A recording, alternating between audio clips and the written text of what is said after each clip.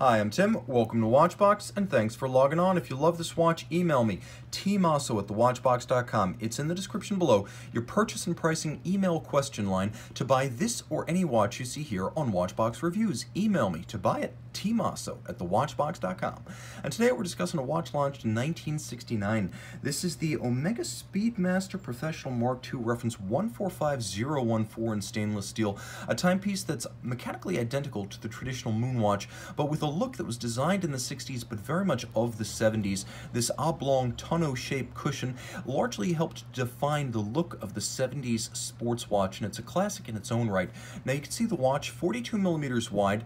It measures 14.6 millimeters thick by 45.5 millimeters from lug to lug. Now you can see, though it appears to have some sort of proprietary connection, it actually uses a conventional 20 millimeter lug spacing, so any 20 millimeter strap will fit. Let's take a quick look at the hardware and the software. Leather strap, as you can see, we fit an Omega factory strap here, and it is brand new, so you'll have the pleasure of gouging it first. Large rectangular scale alligator leather. You can see it uses a monotone stitch, a sheer side, showing you the layers of construction, and then it has a little bit of bolstering to give it some volume and body. It's a semi-gloss finish, and it's equipped with an Omega factory stainless steel pin buckle. The timepiece, we'll throw it on my wrist real quick, wears easily because at only 45.5 millimeters across the wrist, it's an imposing shape, but it's not that broad, and being fairly narrow across the wrist, I can recommend it for a wrist as small as 13.5 centimeters circumference.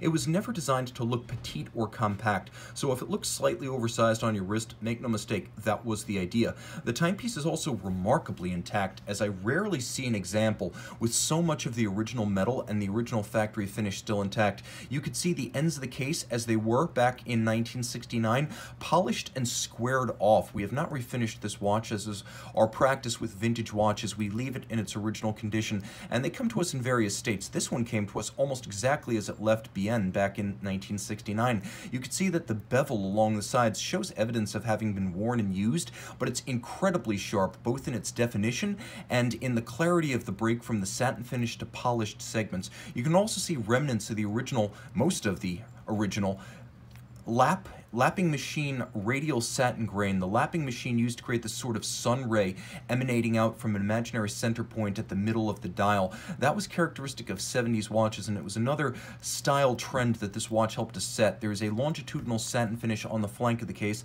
and as you can see, polished Omega crown and pump style chronograph pushers with a little bit of a sheer guard profile to protect them. This is the Professional Mark II, and it features a mineral crystal with a tachymeter that's actually printed on the underside of the crystal. So all of this being physically part of the crystal, you can see just how good the condition is. You'll also note the watch features its original tritium dial and original tritium hands, and both of them are unmarred, unmarked. There's no evidence of bad watchmaking, physical contact, water intrusion, or oxidation of any kind. In fact, the watch is just as legible as it would have been back then, though you can see there is an agreeable and even tritium fade across the loomed surfaces. It's a no-nonsense tri-register. You can see there are small chapter rings and a small amount of countersink for the registers themselves. Vintage style Omega logo and Speedmaster logo.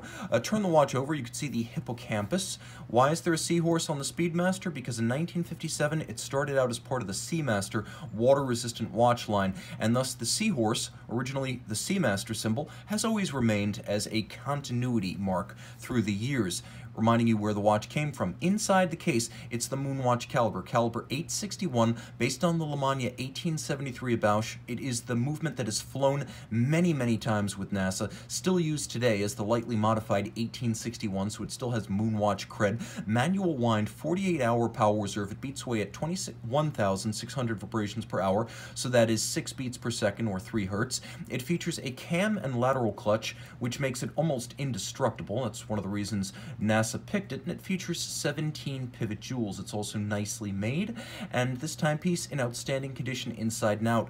Though it would have been 50 meters water resistant back in its day, because it is a vintage watch, I recommend you not test those limits today. Make this your high-end ride timepiece and buy a modern Seamaster for the aquatic moments. A timepiece that is remarkably intact internally and externally.